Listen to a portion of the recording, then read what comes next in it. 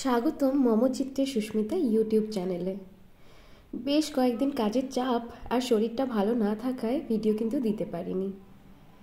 আজ আমরা জানব এক রূপকথার প্রাণী ইউনিকর্নের ইতিহাস ও কল্পনা থেকে বাস্তব ক্যানভাসে তার রূপান্তর একটি ইউনিক টি শার্ট ফেব্রিক পেন্টিংয়ের মাধ্যমে।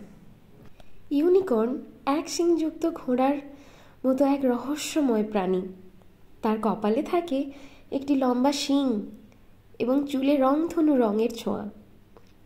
এই কল্পনার চরিত্রের উল্লেখ পাওয়া যায় প্রাচীন মেসোপটেমিয়া, ভারতীয় ঋগ্বেদ ও সিন্ধু সভ্যতার মুদ্রায়। চীনে এবং মধ্যযুগের ইউরোপে একে দেখা হয়েছে পবিত্রতার প্রতীক হিসেবে।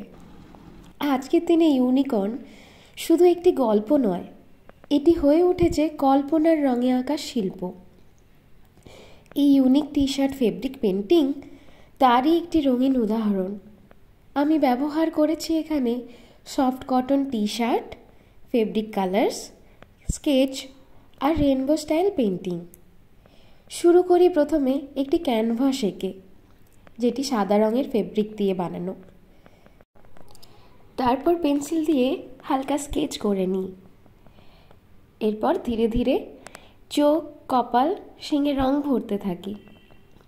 চুলে দেওয়া হয়েছে রেনবো রং, গোলাপি, নীল, হলুদ, কালো, সাদা। ছোট ছোট ব্রাশ স্ট্রোক দিয়ে ফুটিয়ে তোলা হয়েছে গতিময়তা। চোখে হালকা কালো টোন আর চুলের মাঝে বসানো হয়েছে কিছু প্রজাপতি ও জলকণা বিন্দু। এই ফেব্রিক পেন্টিংটি করতে গিয়ে বেশ হিমশিম খেতে হয়েছিল।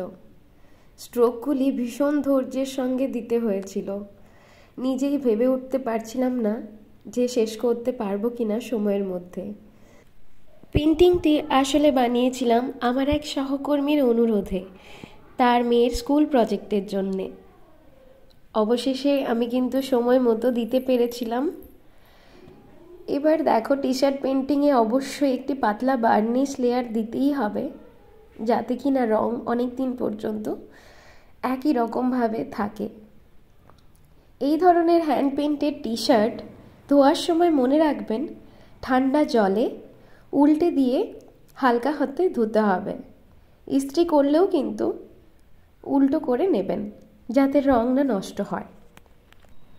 আমি খুব একটা ভালো ভিডিও করতে পারি না, চেষ্টা করছি। আর এই টি শার্টটি অলরেডি সোল্ড হয়ে গেছে। ভালো লাগলে সাবস্ক্রাইব করুন মমচিত্রে সুস্মিতা চ্যানেলটি, বেল আইকনে ক্লিক করুন যেন আর্টের এই রঙিন যাত্রা আপনি মিস না করেন। আজ আসি, দেখা হবে নতুন সৃষ্টির সাথে।